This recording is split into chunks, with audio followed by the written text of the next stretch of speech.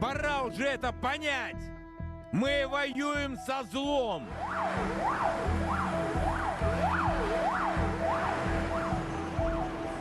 We are fighting on a different level, and the war is actually turning not the way Putin promised them. Drones are bringing the war home to Russia.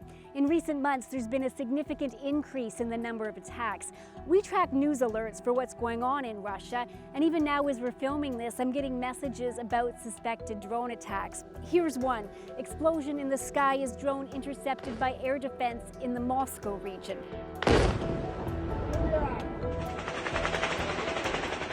Here's unverified video. Gunfire was aimed at the sky during a suspected drone attack in the Pskov region.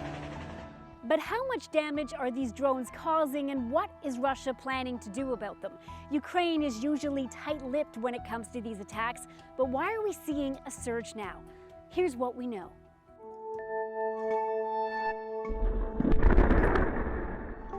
The drone attack started against Russia last year. One targeted the Angles Air Base in Saratov, Russia. Satellite pictures in December showed a number of strategic long-range bombers parked on the tarmac. And Russia said in the weeks that followed, Ukraine launched 2 separate drone strikes, killing at least 6 people. The key thing about drones is that they do give you that precision, so that if you're attacking a particularly vulnerable target and you can hit it accurately, so if you've got something like fuel storage or gas storage or ammunition depots, or indeed aircraft parked on the runway, you only need a few pounds of explosive and you can do a huge amount of damage. But it was an attack last May that really highlighted how vulnerable Russia can be.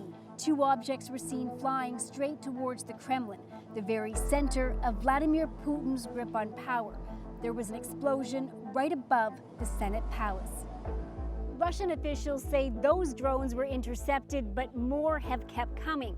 One Russian media outlet says that since February 2022, there's been more than 500 drone attacks on the country. Debris has hit skyscrapers in Moscow. Airports have had to close their airspace several times. A train station in the Russian city of Kursk was hit last month. And about a week later, Russia saw its most widespread drone attack yet. 7 regions were targeted, including an airfield in Pskov. That's more than 600 kilometers from Ukraine and about 60 from Estonia's border. Russian officials said in that attack, 4 military transport planes were damaged. So what's Russia saying? Well, the Kremlin has vowed retribution and says it's looking to see where these drones are being launched from. Сатанисты американские, британские, европейские. One of the most prolific propagandists, a bombastic host by the name of Vladimir Solovyov, said that if the drones came from NATO, then nuclear weapons must be Russia's response. He also openly questioned how Russia is going to be able to handle an even more heavily armed Ukraine. Но если мы с беспилотниками не можем справиться, как мы будем с F-16 справляться? Not surprisingly, President Putin is saying very little about this, but a couple of months ago, he did admit to a room full of military bloggers that the drones are a challenge for the country's defense systems because they're calibrated to detect missiles.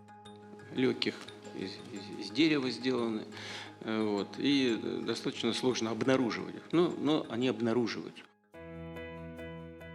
There are reports that Ukraine even hit a Russian airfield with drones made of cardboard. So, what does Ukraine say about these attacks? Well, not much. They don't normally take direct responsibility, but that seems to be changing. On social media, Ukraine's President Volodymyr Zelensky said the country was able to hit a target 700 kilometers away with a weapon produced domestically. We actually are capable of producing drones that can fly much farther than that.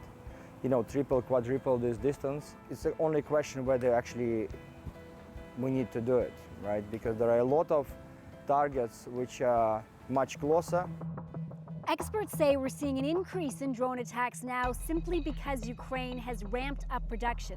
That push began last summer, and by the fall it became very clear about the damage drones could cause. Kyiv came under attack several times by Iranian-made kamikaze drones. This year, Ukraine plans to invest $1.5 billion in drone production, and some of the drones are designed to fly in groups. This unverified video reportedly shows an attack on Crimea in August. Russia says 42 drones were used. Experts say when they're sent in large numbers like that, it's easier for at least a few of them to slip through Russia's air defense systems. So where does this all lead? There hasn't been major damage to any Russian city, nor have the attacks significantly affected Russia's military might. But it is forcing the country to beef up its air defense systems, and that may mean it will have to redeploy equipment stationed in Ukraine back to Russia. The country has also threatened retaliation, saying these strikes won't go unpunished. So it's possible there could be an escalation of attacks against Ukraine. The other unknown here is just how this changes the situation in Russia. There's obviously a psychological impact to coming under attack. Ukrainians know it well. They've been forced to live through air raid sirens and explosions.